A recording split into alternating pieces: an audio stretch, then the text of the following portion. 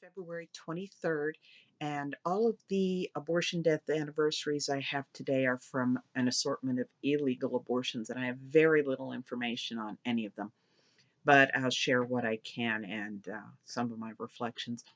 I'm going to go in reverse chronological order. So the first one was in 1943.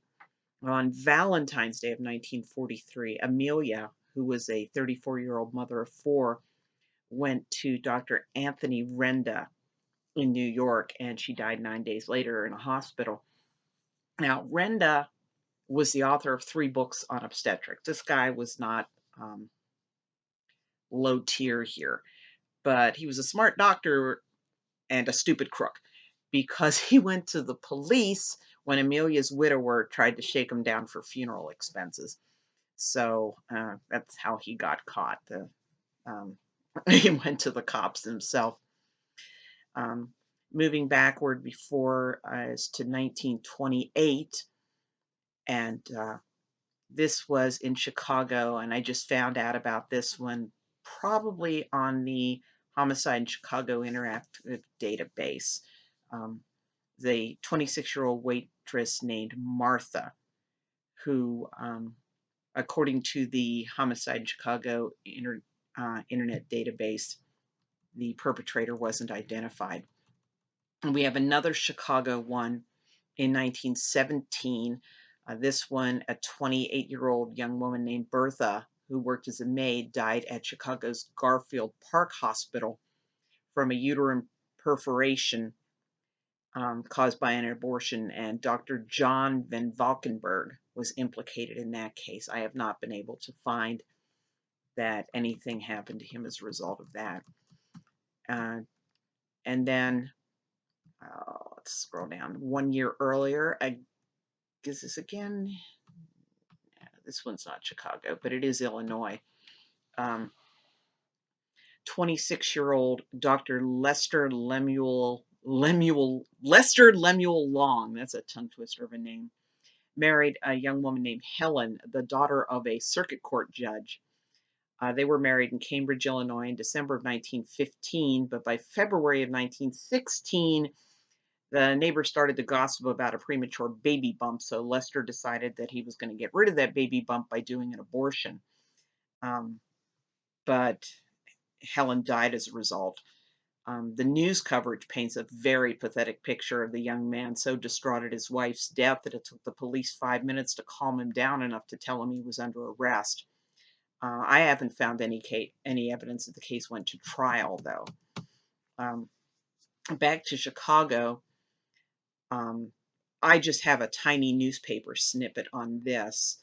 A young woman named Josepha died February 23rd, 1915 in Chicago after an abortion she performed herself on advice of quack, according to the newspaper account of that. And we move backward in time to 1908 in Chicago. In this particular source, they referred to the women just by by Mrs. or Miss and their last initial. So this woman was just identified as Mrs. H. And it said that she underwent abortion at the hands of a physician on February 18th, 1908. 2 days later, she started suffering vomiting and abdominal pain.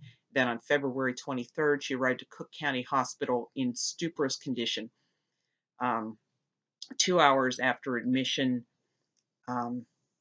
she started decompensating and she died later that day. And the earliest one in the cases that I have that happened on February 23rd, a young woman named Bessie died in her Chicago home. This might have actually been a legal abortion, but that's kind of questionable. Dr. George Fosberg said that he had performed the abortion to try to save her life and that the family had refused to put her in the hospital when he said she needed to be hospitalized. You can take that with a grain of salt because he would have been able to perform the abortion in a hospital in the first place, and there were plenty of charity hospitals, particularly charity maternity hospitals in Chicago at the time.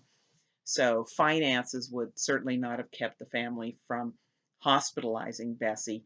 This seems more like Fosberg knew he was going to get in trouble. Um, but the family got a Dr. Frank Otis to take over Bessie's care.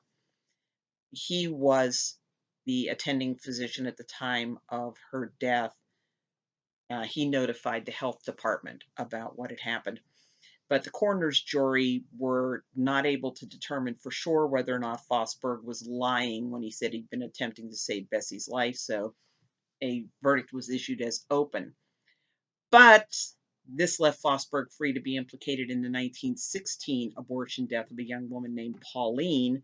That case never went to trial.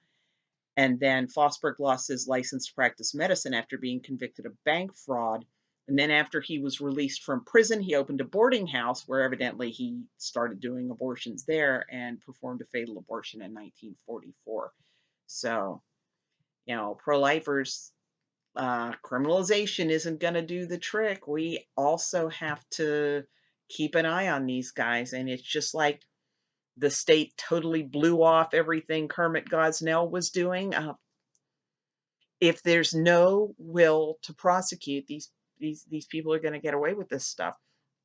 So we always have to stay on top of them. We cannot rely on abortion rights supporters to do that. If that's the one lesson we've learned, is that however much these groups talk about the safety of the woman and the health of the woman and the life of the woman being their number one priority, for whatever reason, once they get it into their heads that abortion's the answer, nothing's going to stop them.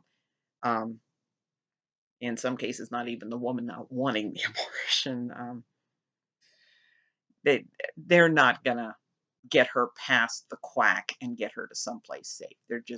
They're focused on the abortion happening, and that's all that's going to matter. So we are always, always, always going to have to be the ones that stay on top of making sure the quacks get closed down, and the people that bring women to those quacks need to be prosecuted as well.